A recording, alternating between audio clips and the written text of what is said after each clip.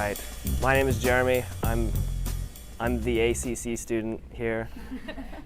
For 6 months, people called me Timber because I was the first to fall on this epic adventure that me and my wife went on. I'm waiting for this to come up, and then I'll explain it.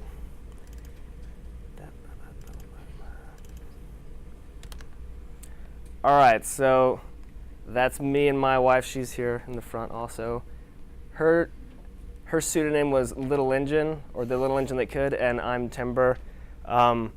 We went for a thru hike of the Appalachian Trail last year, 2,186 miles from, one is good right now.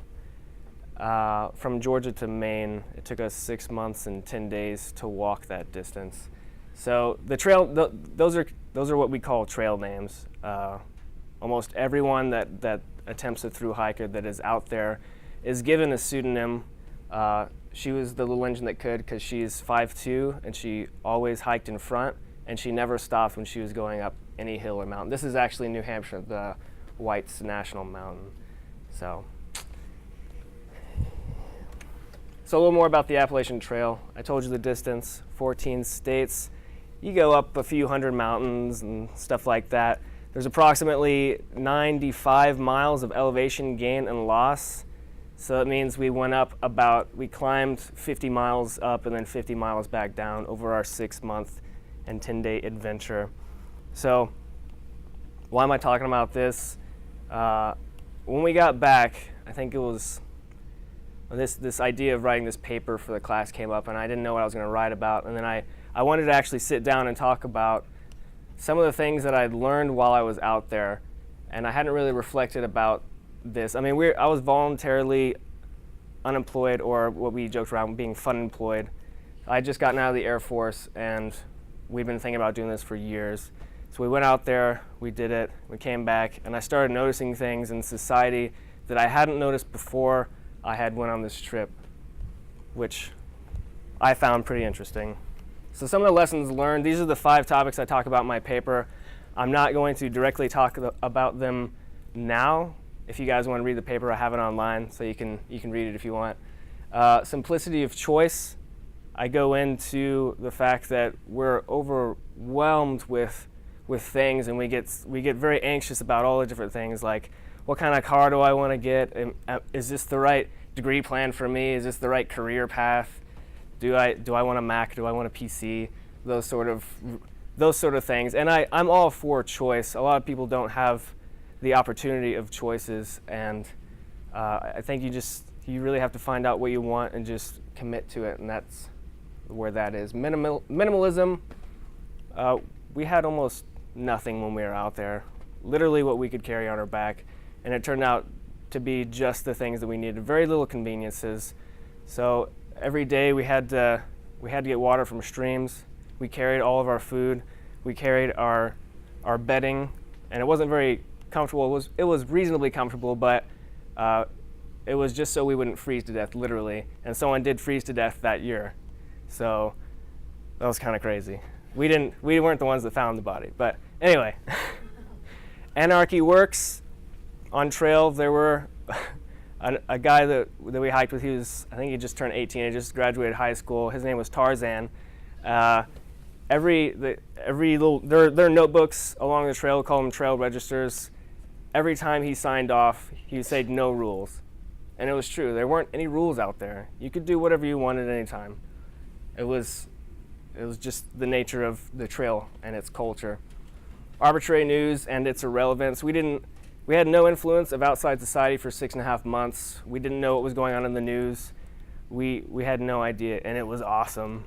It was really good. The public agenda for us was like, I can't wait to get to the next town because I heard there's a really good Chinese buffet.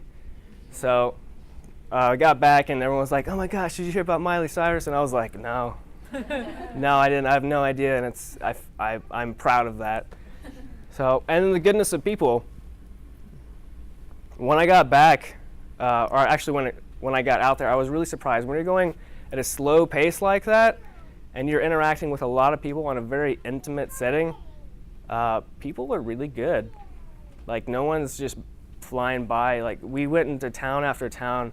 People saw us with backpacks on. We hitchhiked for the first time ever, I think, about a month into the trip, and we started doing it all the time because it was fun, and people always stopped, and they were always happy to help. We never had to really ask anyone to help us. They stopped to find out what we're doing, and I mean, we stayed at, I don't know, half a dozen at least complete strangers' houses, and they fed us and let us take a shower. I mean, these are just things that a lot of people take for granted now, but like a shower, laundry, a roof, air conditioning. Oh my gosh, air conditioning is such a big deal if you don't have it.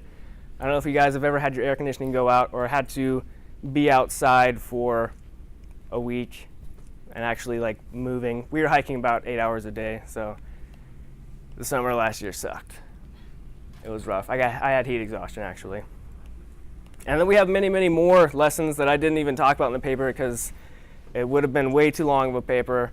I'm actually trying to collaborate with other thru-hikers to see if we can make some kind of compilation of lessons learned or a collaboration, maybe produce a book or just put it online somewhere like that. But if you do want to read my paper, Hitchhike, I actually have a whole video blog about the trip, but the paper, I put it up there yesterday. And now it's video time. If you want to get the light?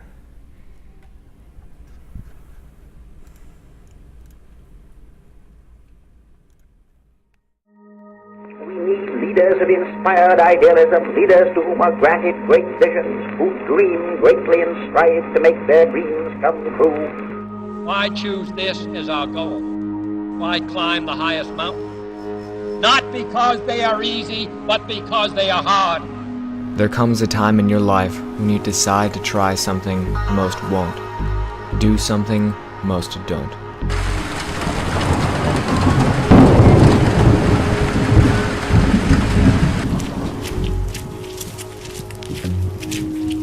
We are the dreamers, adventure seekers, pursuers of life.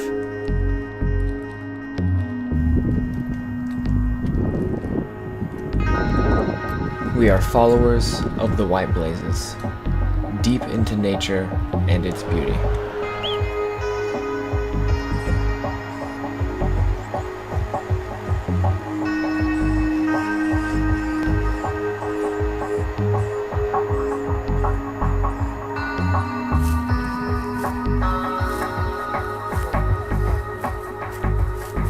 We are a community of strangers becoming friends.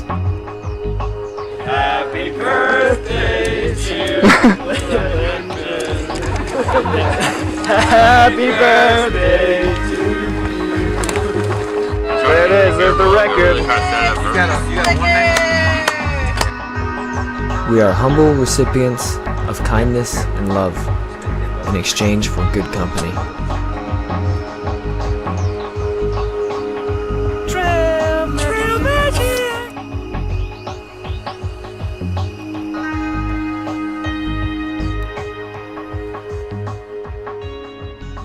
I think the AT has made me less anal retentive. It's kind of hard to say. I mean, I'm just walking every day. I think it's given me a cool insight into myself. I was very schedule oriented and all kinds of stuff before the trail. Kind of makes me think that maybe I'm more persistent in getting something done. It's a different perspective on a way to live.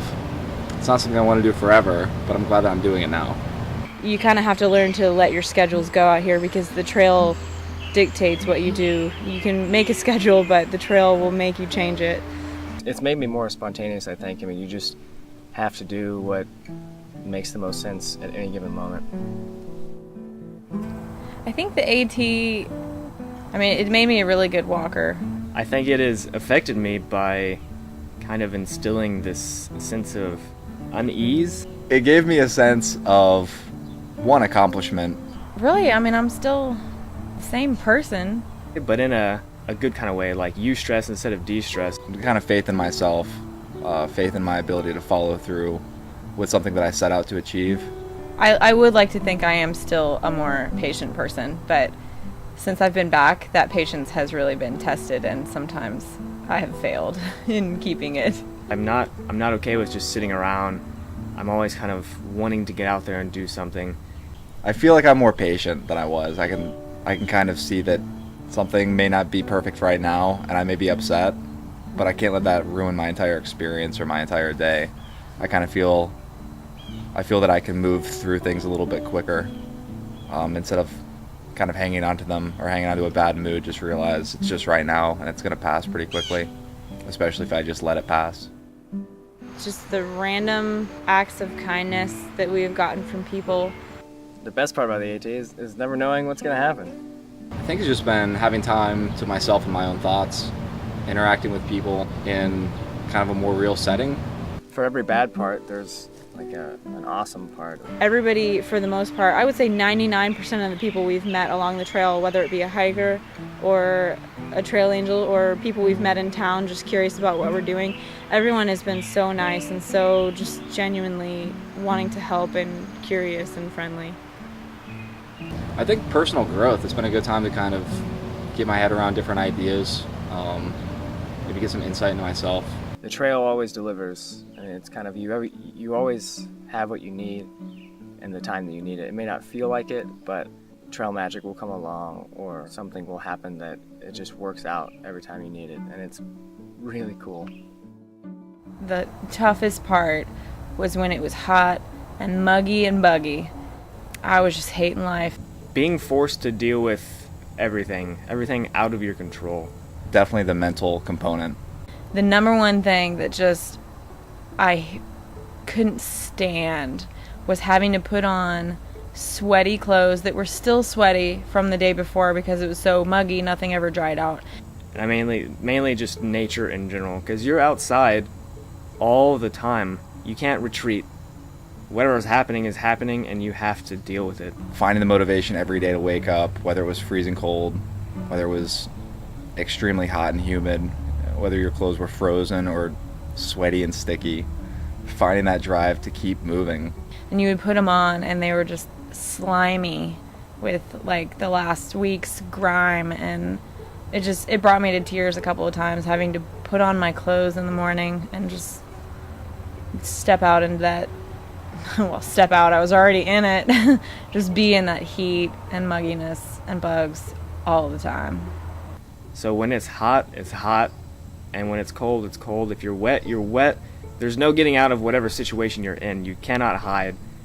But at the same time, there was that part of my mind that just knew I wasn't going to stop, like I wasn't going to quit, that it wasn't an option. A lot of times having to wake up in the morning and you know that day is not going to be a good day, but you just have to make that choice to get up, go, and make the best of it. I think I've changed into a more patient person. I don't know if I've changed personally, but I think my goals maybe have changed a little bit.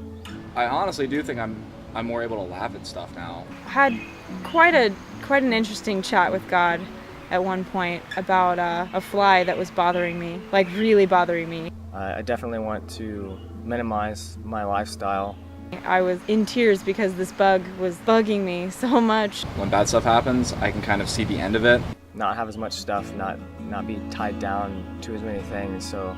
And then a couple days later, God kind of gave me a little sign like, hey, just be patient with the bugs and, don't let them bother you and you'll be fine. And I know it's not always going to suck, even though it sucks really badly right now. So I think I've become just an all-around, in general, more patient person. I can just live more simply. I'm a little more patient. I appreciate the little things more, like showers and all that. After I've hiked the Appalachian Trail, I have all this experience now that it'll forever be a part of my life. I believe more driven because I feel like I have that follow-through now. It was such a huge ordeal. I appreciate a slower pace in life, and I'm looking forward to getting back to that at some point. It's something that will be in me forever, that I can always use to relate to any other aspect of life, to give me that drive, that goal orientation. 2,200 miles, I'll say 2,186 miles is a huge commitment. It's a huge time commitment, energy commitment. I don't don't know. I don't really think I've changed like life-alteringly. Like I'm not, nothing huge, but very subtle little changes. I think about other difficult tasks that I may do in my life, and I kind of get a little overwhelmed, and then I stop and think, you know, I hiked the Appalachian Trail for 6.5 months. That I did that, I really have a renewed sense of self-accomplishment and capability, that I know that if I set my mind to something, I can do it. I can definitely talk to people more easily. I could just walk up to somebody on the street and be like, hey, how's it going? You know, my name's Jackie, how you doing? No problem. No fear in the unknown anymore. I know that, you know, if I have to do something hard, all I have to do is just keep putting one foot in front of the other, and I'll make it. You know, I'll get there. I just kept going, and really that knowledge that if you just keep going, you'll get there. That'll always get me through for the rest of my life. I have that idea that to accomplish something huge, you just have to break it down into manageable components and say, okay, I'm going to do this much today. And it might not be the whole thing, it might not be everything that I need to do, but it's a step in the right direction.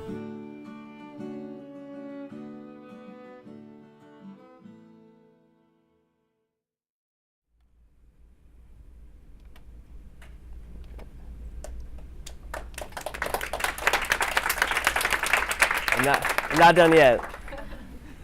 So through all that stuff, I guess if I wanted you guys to have one takeaway from my experience or our experience out on the trail, there's a saying out there that's hike your own hike, and really it's kind of like live your own life. It is truly up to each individual how to react to their own circumstances, how to make their own decisions in life, and when you actually take the time, you can either get out, do something, you don't have to do anything like this, but really think about where you get your mindset for your thought processes and decision making.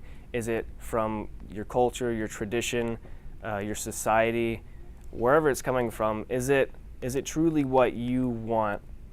And I think we all, once we figure that out, we can make our own decisions and follow our own paths and do what really makes us happy, because no one can actually take that away from you. You always have the choice. So, yeah.